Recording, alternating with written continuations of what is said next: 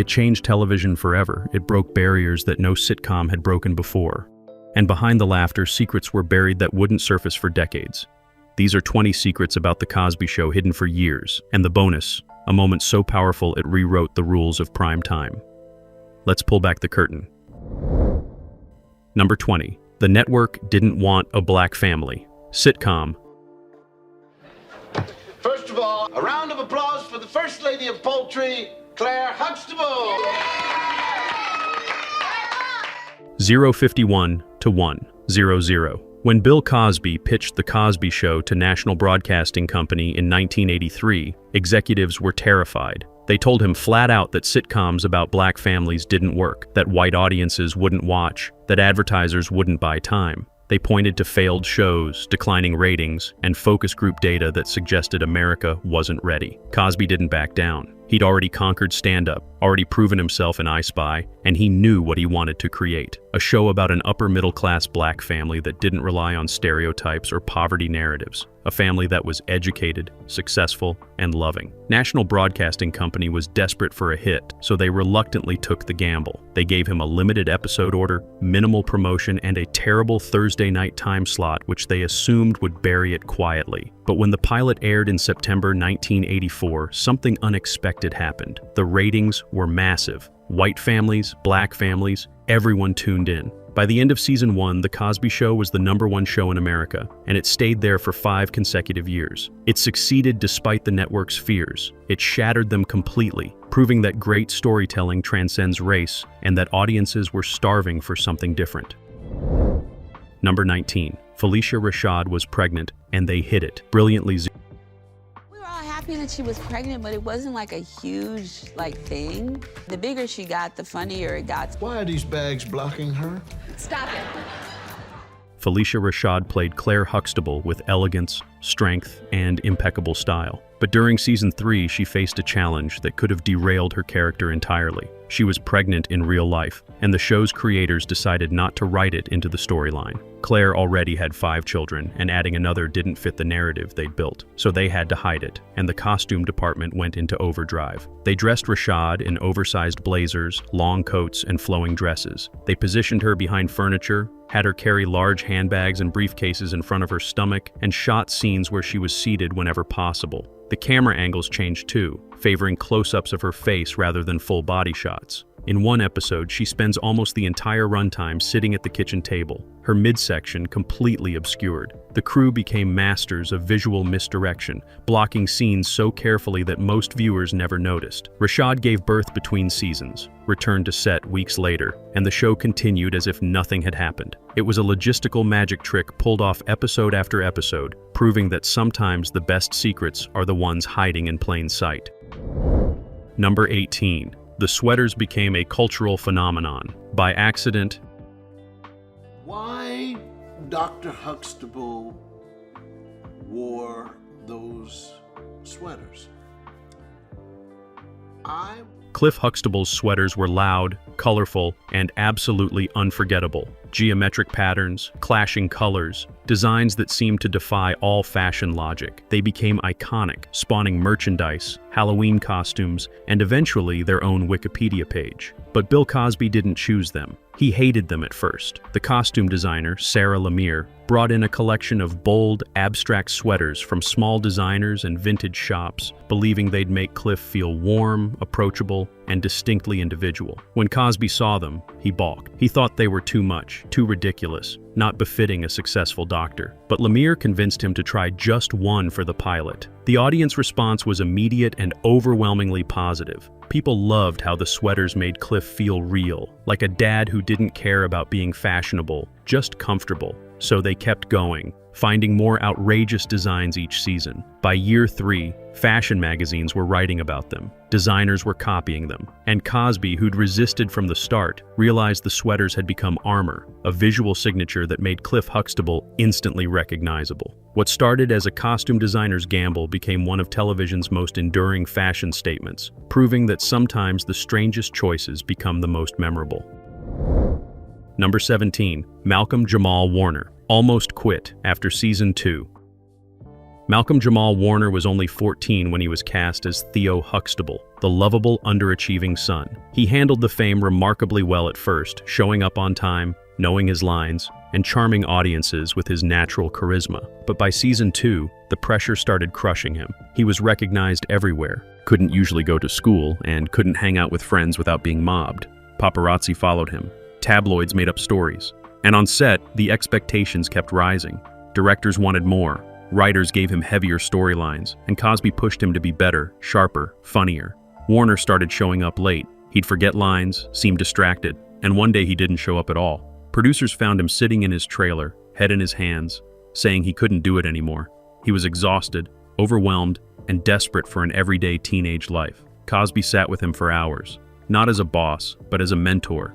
He shared his own struggles with early fame, the isolation, and the weight of expectations. He told Warner he didn't have to stay, but if he did, they'd protect him better, give him space to breathe. Warner decided to stay, but the conversation changed how the show operated.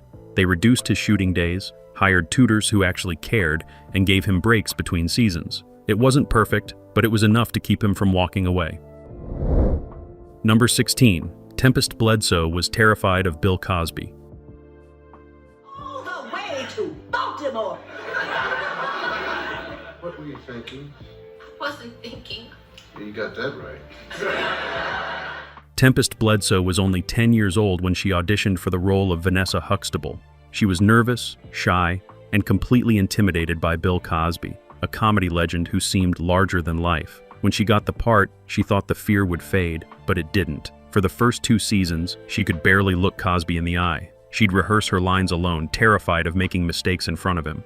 During table reads, her voice would shake. On set, she'd stand as far from him as blocking aloud, hoping he wouldn't notice her.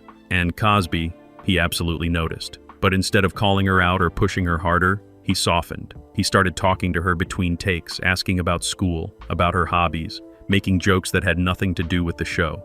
He'd bring her snacks, compliment her reads even when they weren't perfect, and slowly, deliberately, he built her confidence. By season 3, Bledsoe wasn't afraid anymore. She'd challenge him during rehearsals, improvise lines, even make him laugh. Years later, she admitted that Cosby's patience was the only reason she survived those early years. She'd been ready to quit multiple times, convinced she wasn't good enough. But he saw something in her that she couldn't see in herself, and he refused to let her give up.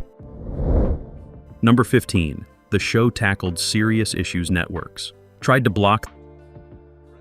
You see, we're your family. We love you. We let you borrow money even though you're not qualified to pay it back. You get out in the real world, it's going. The Cosby Show was a sitcom, built on laughter and warmth. But Bill Cosby insisted it tackled real issues affecting black families, even when networks pushed back hard. In season 2, they wanted to do an episode about Theo's friend being illiterate. National Broadcasting Company said no, claiming it was too heavy, too preachy, not funny enough. Cosby fought for weeks and eventually won, but only after agreeing to add more jokes. The episode aired and received critical acclaim, with educators praising its sensitive handling of a difficult topic. Then they wanted to address teen pregnancy. The network panicked, worried about advertisers pulling out, worried about controversy. Again, Cosby refused to back down. He brought in psychologists, educators, and community leaders to help craft the storyline responsibly. The episode showed Denise's friend dealing with an unplanned pregnancy, facing hard choices without easy answers. It was groundbreaking for its time, handling the subject with honesty and compassion. But the fight to air it was brutal, with multiple script revisions and tense meetings with network executives. Cosby understood something the suits didn't. Black families were dealing with these issues every day, and pretending they didn't exist wasn't helping anyone. So episode after episode, he pushed boundaries, forced conversations, and used comedy as a vehicle for something more profound. The show never stopped being funny, but it also never stopped being real. Number 14. The theme song was composed in one night.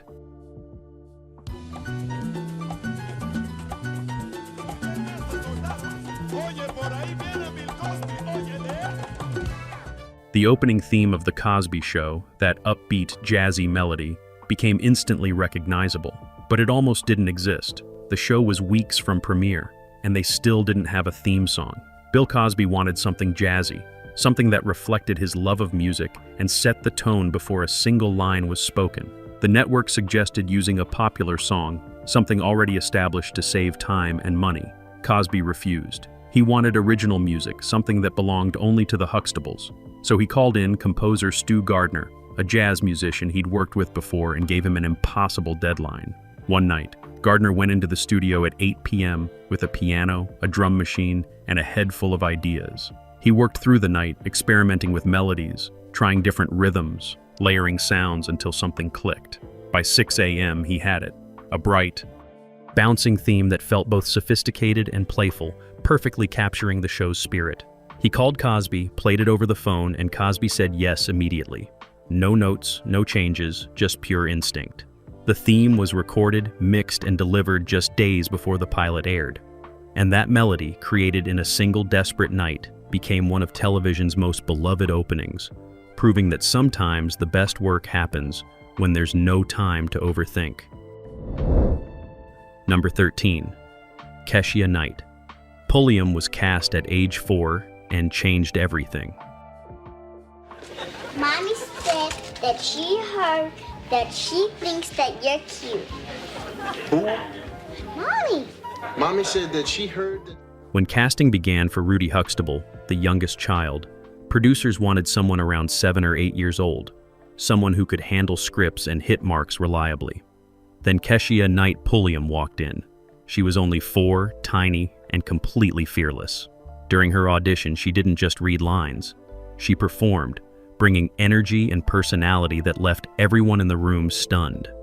Bill Cosby watched her and immediately knew she was Rudy. But the network hesitated, worried that a 4-year-old couldn't handle the demands of a network sitcom. Cosby insisted, and they relented on one condition. If she couldn't keep up, they'd recast immediately. Pulliam proved them wrong from day one.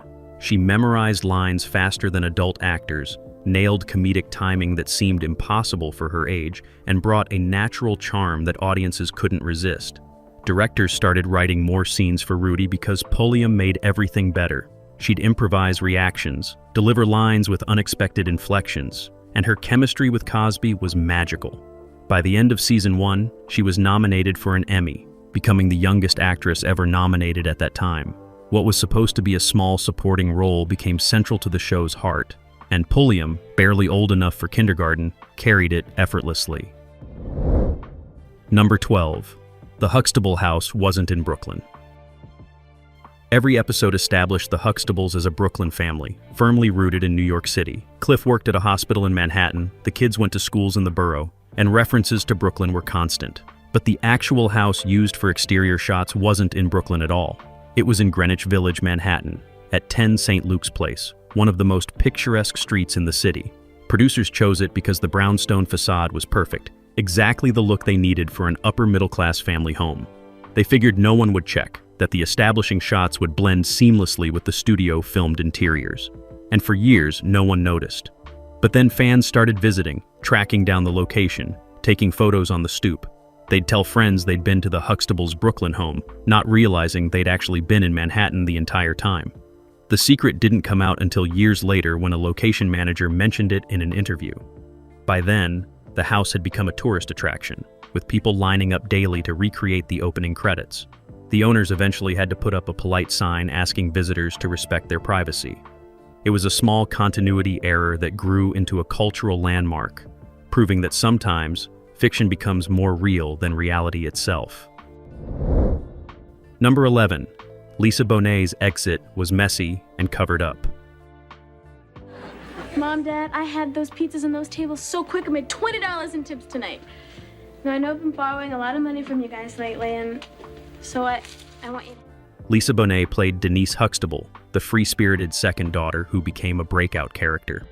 Her bohemian style, her confidence, her refusal to conform, it all resonated with audiences, especially young women. So National Broadcasting Company gave her a spin-off, A Different World, which premiered in 1987. But behind the scenes, tensions were building.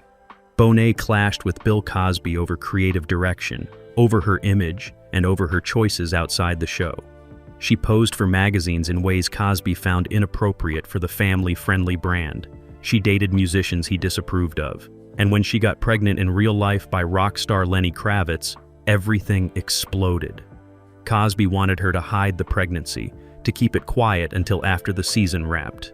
Bonet refused. She was proud, unapologetic, and unwilling to pretend. So they wrote her off a different world abruptly, bringing her back to The Cosby Show for one season, where they awkwardly incorporated her pregnancy into the plot. But the damage was done. The working relationship was shattered, and after that season, Denise disappeared from the show almost entirely, written off to Africa with barely an explanation. The official story was that Bonet wanted to pursue other opportunities. The reality was messier, a clash of values and control that neither side wanted to discuss publicly. Number 10. The living room set costs more than most houses.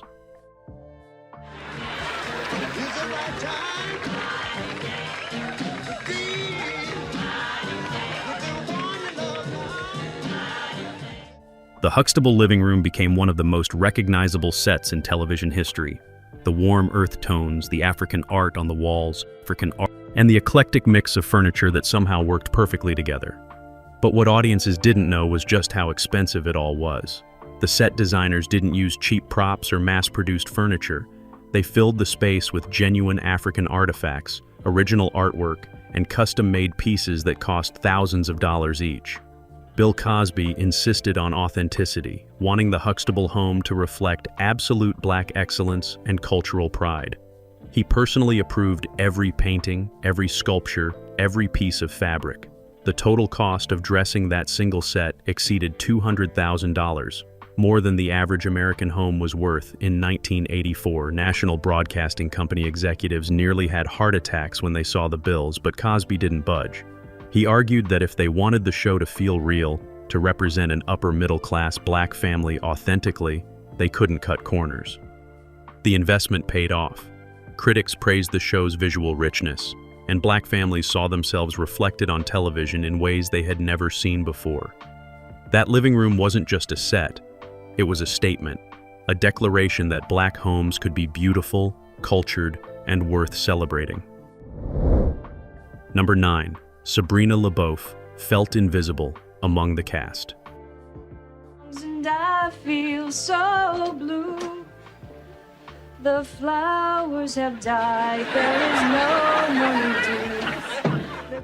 Sabrina LaBeouf played Sandra Huxtable, the eldest daughter who was added after the pilot. She was Princeton-educated, serious, and responsible, everything her younger siblings weren't. But despite being part of the main cast, LaBeouf often felt like an outsider.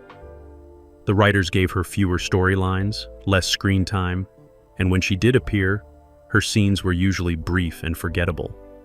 While the other kids got episodes exploring their dreams, their struggles, their growth, Sandra remained one-dimensional. LaBeouf later admitted she struggled with feeling overlooked, watching her castmates get Emmy nominations and magazine covers while she faded into the background. She'd pitch story ideas that went nowhere, ask for more to do, and get vague promises that never materialized. Part of the problem was that Sandra was already successful and stable, which made her less interesting dramatically. But LaBeouf believed there was more to it, a sense that the show didn't quite know what to do with a character who didn't need fixing. She stayed professional, never complained publicly during the show's run, but the experience left scars.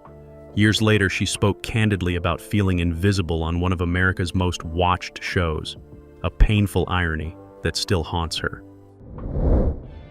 Number 8. Bill Cosby rewrote scripts without telling writers. Okay, so what I'll do is I'll get some books for you to read. You think that would be important? Yeah. Okay, we'll get some books. And what if... The Cosby Show had a talented writing staff, Emmy-winning professionals who crafted stories week after week. But Bill Cosby didn't always trust their vision. He'd take scripts home, read them overnight, and return the next day with massive changes. Entire scenes rewritten, jokes replaced, storylines shifted. Sometimes he'd change dialogue minutes before filming, scribbling notes in the margins and handing them to actors on set. The writers were furious. They felt undermined, disrespected, cut out of their own creative process. Several quit over it, frustrated that their work was being altered without discussion or collaboration. But Cosby didn't see it as disrespect. He saw it as protection. This was his show, his vision, his name on the title.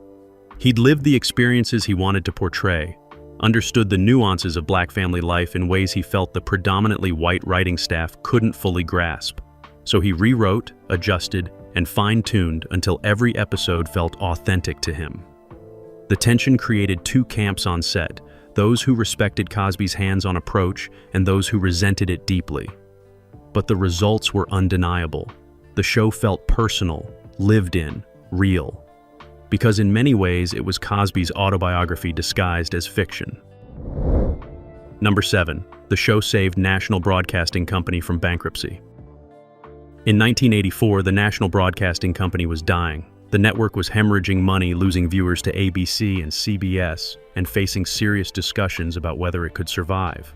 Their primetime lineup was a graveyard of failed shows, and advertisers were pulling out in droves. Executives were quietly preparing for the possibility of shutting down or selling to a larger conglomerate. Then The Cosby Show premiered on Thursday night, and everything changed overnight. The ratings were extraordinary, pulling numbers National Broadcasting Company hadn't seen in years. But more importantly, it created a domino effect. The show's success allowed National Broadcasting Company to build an entire Thursday night lineup around it, launching shows like Family Ties, Cheers, and later Seinfeld and Friends. Advertisers came rushing back, willing to pay premium rates for time slots near Cosby. Within 2 years, National Broadcasting Company went from last place to first, dominating the ratings and printing money. Industry analysts later calculated that The Cosby Show generated over $1 billion in revenue for the network during its run. It didn't just save National Broadcasting Company, it transformed it into a powerhouse that would dominate television for the next 2 decades. And the irony wasn't lost on anyone. The show the network almost didn't make became the only thing that kept them alive.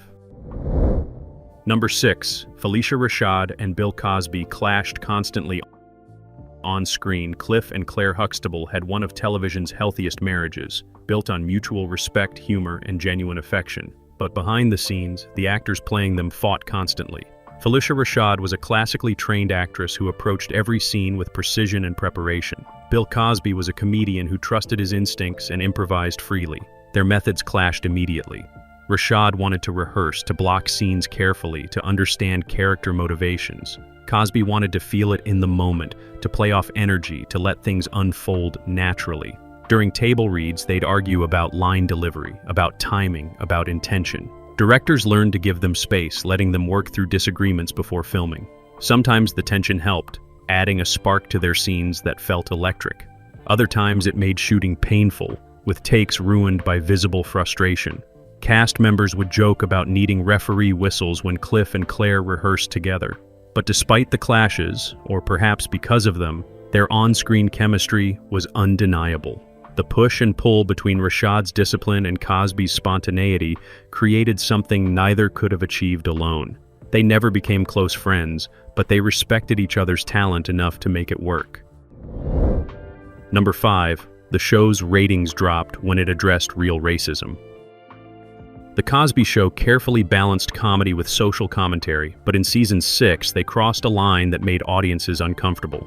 The episode featured Theo's girlfriend being harassed by a store security guard who assumed she was shoplifting because she was black. It was raw, honest, and deeply painful, showing racism not as historical artifact, but as present-day reality. When the episode aired, the ratings took an unprecedented hit. Millions of white viewers turned off their televisions, unwilling to confront the uncomfortable truth. Advertisers complained, saying they'd signed up for family comedy, not political statements. National Broadcasting Company executives called emergency meetings, worried that the show's golden formula was breaking. Bill Cosby was devastated but not surprised. He'd known the risk, had fought to air the episode anyway because he felt it mattered more than ratings. What hurt most was the message it sent. Audiences were happy to watch a successful black family as long as they didn't mention the obstacles that made such success rare. The ratings recovered the following week, but the lesson lingered. There were limits to what America was willing to hear, even from a show they claimed to love. Number 4. Jeffrey Owens was broke despite being on a hit show. Jeffrey Owens played Elvin Thibodeau, Sandra's husband, for multiple seasons. He appeared regularly, had significant storylines, and was part of one of television's biggest shows. But when The Cosby Show ended, Owens couldn't find work. Roles dried up, auditions went nowhere, and despite his recognizable face, Hollywood moved on. Years later, someone photographed him working at Trader Joe's, bagging groceries to make ends meet. The photo went viral, sparking cruel jokes and mockery across social media. People couldn't believe that someone from The Cosby Show was working retail, as if appearing on a sitcom guaranteed lifetime wealth. But Owens' story was more common than people realized. He hadn't been a series regular, hadn't earned the massive salaries the main cast commanded. And unlike them, he didn't have producer credits or syndication royalties padding his bank account. When the mockery reached its peak, something unexpected happened. The entertainment industry rallied around him. Tyler Perry offered him a job. Other producers reached out with roles, and Owens handled it all with grace, refusing to be ashamed of honest work and using his moment in the spotlight to discuss the realities of being a working actor. His dignity transformed humiliation into respect. Number 3. The final episode was filmed during a real family tragedy. All right, here we go again. Here we go again. It was just difficult just to know we weren't coming back again. In April 1992, the cast gathered to film the series finale. It should have been a celebration, 8 years of unprecedented success coming to a planned, triumphant close. But the mood on set was somber, heavy with unspoken grief. Just weeks earlier, Bill Cosby's only son, Ennis, had been murdered in Los Angeles, shot during a robbery while changing a flat tire. The loss shattered Cosby, who'd built an entire career celebrating fatherhood. Now his real-life role as father had ended in unspeakable tragedy. Production had paused immediately after Ennis's death, giving Cosby time to grieve. But when filming resumed for the finale, everyone could see he was broken. His eyes were hollow, his famous smile forced. Between takes, he'd disappear to his dressing room, and crew members would hear him crying. The cast rallied around him, particularly Malcolm Jamal Warner, who'd grown close to Ennis over the years. They filmed the finale in pieces, giving Cosby breaks whenever he needed them, shooting around his grief.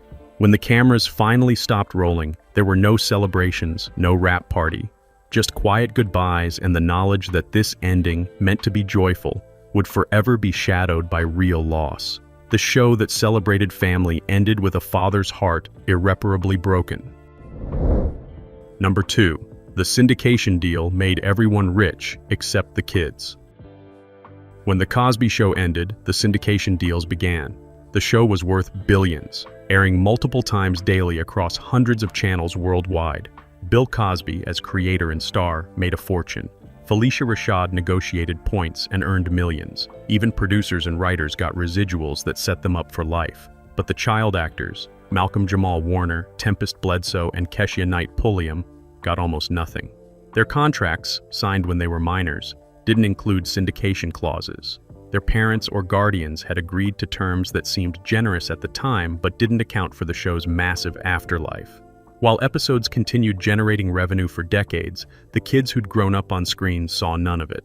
Warner later spoke about the injustice, how he'd given 8 years of his childhood to a show that made billions, yet he struggled financially as an adult. Bledsoe worked steadily, but never achieved the financial security the show's success should have provided. Pulliam faced similar struggles, taking jobs purely for money rather than artistic fulfillment. The system had failed them, exploiting child labor in ways that were legal but deeply unfair. Their story became a cautionary tale that eventually led to better protections for young actors in Hollywood. Number 1. Bill Cosby's later crimes destroyed the show's legacy. I also want to ask you before you go about this case involving Bill Cosby, because there are now 9 women suing him in the state of Nevada. They're accusing him of sexual assault. Cosby has denied. For decades, The Cosby Show represented the pinnacle of television achievement. It broke barriers, changed perceptions, and brought joy to millions. Then the truth came out. In 2014, women began coming forward with allegations of sexual assault against Bill Cosby, accusations spanning decades. More than 60 women eventually accused him of drugging and assaulting them, painting a picture of systematic predatory behavior. In 2018, Cosby was convicted and imprisoned. The man who'd played America's favorite dad was revealed as a monster. The fallout was immediate and total. Networks pulled the show from syndication. Streaming services removed it from their libraries. The cast members, many of whom had initially defended Cosby, fell silent or issued statements distancing themselves. The show that had been a cultural touchstone became toxic, unwatchable, its legacy poisoned by the crimes of its creator. Phylicia Rashad faced backlash for supporting Cosby. Malcolm Jamal Warner struggled to reconcile the mentor who'd guided him with the predator who'd hurt so many. And millions of fans faced an impossible question. How do you remember a show that meant everything when its star represents everything wrong? The Cosby Show didn't just end. It was erased, a cautionary tale about separating art from the artist when the artist's crimes are unforgivable. The Cosby Show changed television forever, proving that black families could be the center of American prime time. But its legacy is complicated, inseparable from the man who created it and the crimes he committed. The cast gave extraordinary performances. The writers told essential stories, and audiences found something meaningful in the Huxtables' living room. That truth remains, even as the rest crumbles.